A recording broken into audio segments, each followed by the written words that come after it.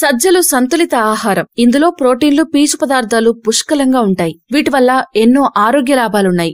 అవేంటో ఇప్పుడు చూద్దాం. సజ్జల్లో ఎమినో యాసిడ్లు, విటమిన్లతో పాటు థెరపెటిక్ గుణాలు ఉన్నాయి. యాంటీ ఆక్సిడెంట్లు కూడా వీటిలో పుష్కలంగా ఉన్నాయి.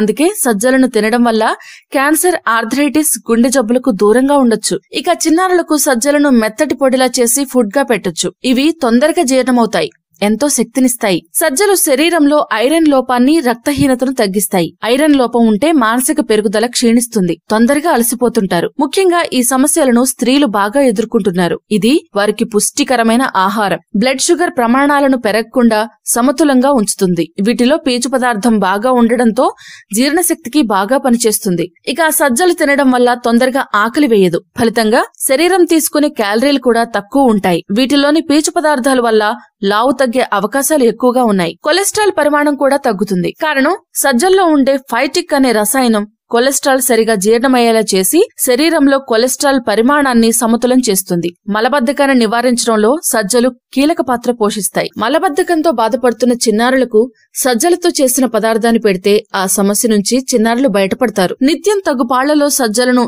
ఏదో రూపంలో తీసుకుంటే శరీరం సాంత్వన పొందుతుంది, నిద్ర హాయిగా పడుతుంది.